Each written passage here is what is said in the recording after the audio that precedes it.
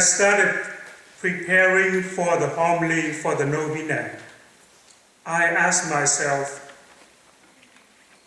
why not sharing my personal stories? Stories that I have brought all the way from home in Vietnam. Stories that I have treasured in my heart. For the last couple of days, different priests have brought different flavors to the potluck. Today, I would like to bring some Vietnamese flavor. Everybody is called to be a messenger of God. Nobody is excluded from that mission. In the first reading, the Lord appointed Jeremiah to deliver his message. But the young Jeremiah answered him, "Ah, Lord God, I do not know how to speak. I am too young." In my home parish in Vietnam, we had a priest, Father Paul, and later on Bishop Paul, who had been with us for almost 60 years. He was loved by many generations in the parish. He was also a fabulous preacher. But when he was a young seminarian, one of his worst fears was public speaking. So when he was about to be ordained, his mother was teasing him. When you become a priest, you probably want to preach the homily from the sacristy. I wish I could preach from the sacristy too. Not so many of us here were born with the gift of public speaking, and yet all of us are called to bring the message of the Lord to others around us. Each of us has different gifts and talents, and we need to use these God-given talents and gifts to preach the good news. We can bring Christ to others, even where it seems impossible. Cardinal Francis Xavier Nguyen was made a bishop when he was only 39 years old, and 9 years later, he was made co-adjutant Archbishop of Saigon, just a couple months before the fall of Saigon. He was arrested by the communists when they arrived in Saigon because he was considered a Vatican spy. He had been in prison for almost 13 years. At first, the young Archbishop was devastated because he was separated from the faithful, like a shepherd being taken from the flock. But he decided he would not spend time waiting. He decided to live the present moment and fill it with love. When the communists put him along with 1,500 other prisoners in a boat moving to the north, he said to himself, "Here is my cathedral. Here are the people God has given me to care for.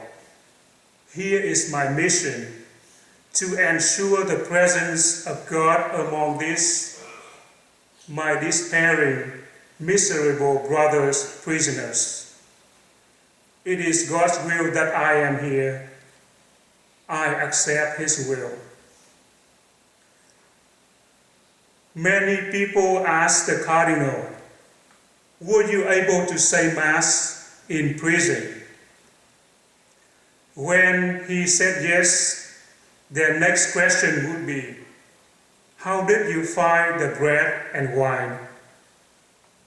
Of course, if he asked for bread and wine, the police would never allow him.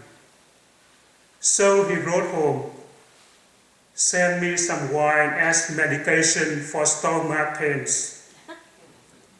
They understood what he meant. So they sent him a small bottle of mass wine with a label reading, "Medication for stomach pains." And some hosts broken into small pieces. And every day, with 3 drops of wine and 1 drop of water in the palm of his hand, he celebrated Mass. And he said, at 9:30 every evening, when lights out rang, everyone had to be lying down. I bent over my wooden board and celebrated Mass by heart, of course, and distributed communion to my neighbors under their mosquito nets. We made tiny bags from cigarette paper to protect the Blessed Sacrament. At night, the prisoners took turns and spent time in adoration. The Blessed Sacrament helped tremendously. Even Buddhists and other non-Christians were converted to Catholicism. The strength of love of Jesus is irresistible. The darkness of the prison turned into light. The seed began to grow silently in the midst of the storm. So, sisters and brothers, we do not know how and in what circumstances that the Lord will use us. Our answer to him should not be, "I know not how to speak." Instead, our response should be, "Here I am. Use me as you wish." When we speak of God to others, we don't expect an instant success. Neither the message nor the messenger would be welcomed by everyone in everywhere. In today's gospel, the sower sows the seeds freely, but only on rich soil. The seed could grow and bear fruit. One of the most important virtues of a farmer is patience. The seed does not bear fruit overnight. It takes a long time to grow. Likewise, the words we speak and the good deeds we do will take time to bear fruit. As St. Paul said, "I planted, Apollos water, but God caused the growth." Our task is to deliver the message. The Lord will give the increase in his will and in his time.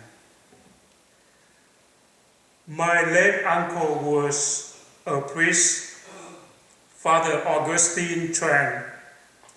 When he was young, he wanted to be a priest.